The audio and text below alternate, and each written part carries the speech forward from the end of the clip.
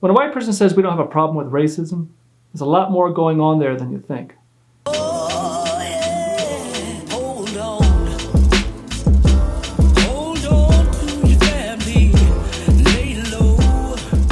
I learned an expression many years ago that goes, pigs don't know pigs stink. When you're wallowing in your own filth, it doesn't look like filth. It looks like home. We don't account for the beam in our own eye. In short, we can't smell our own BS.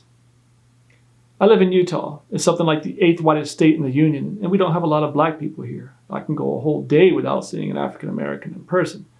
It's the urban housewife utopian dream Trump once declared would be under attack if Joe Biden won. So when someone said to me, we don't have a problem with racism, I wasn't the least bit surprised.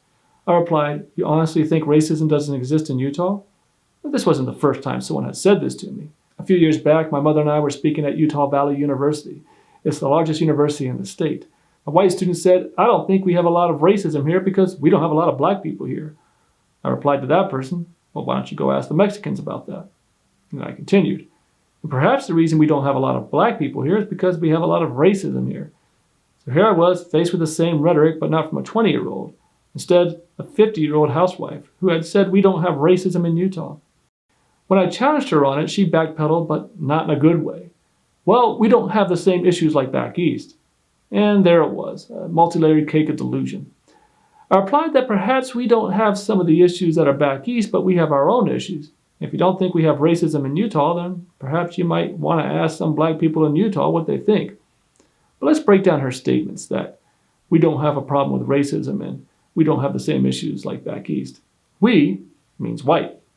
Sure, it means Utah as well, but she's speaking from her position of denial. She's not considering what people of color might be thinking. And believe me, Utah has plenty of racism to go around. When someone says that they personally or their own town or state or whatever doesn't have a problem with racism, there's two things going on here. The first is that they don't care to acknowledge it. Of course they don't have a problem with racism because racism in their eyes is an isolated incident that just happens without any systemic issues that allows it to happen. They can write those off as one-time occurrences. I mean, they don't even think it exists in the first place. This is also a safety statement to distance themselves from anything. We don't have a problem with racism also means I'm not a racist. However, the statement also discredits the feelings and experiences of others, and that implies that you know better.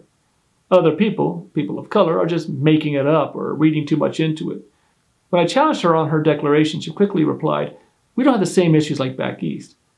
Back east, when it comes to Utah, doesn't mean anything east of Utah. It means big urban cities, Chicago, Atlanta, New York, you get the idea. What she meant when she said back east was that we don't have black issues here in Utah. Of course, she's talking about drugs and crime, whatever she thinks black means.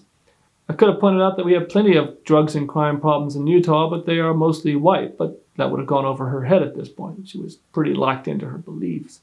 Naturally, when I challenge people on their own statements, they crawl into their that's not what I meant, I'm not a racist foxhole. They think this will provide sufficient cover. While I'm not going to necessarily change her way of thinking, I've planted the seed.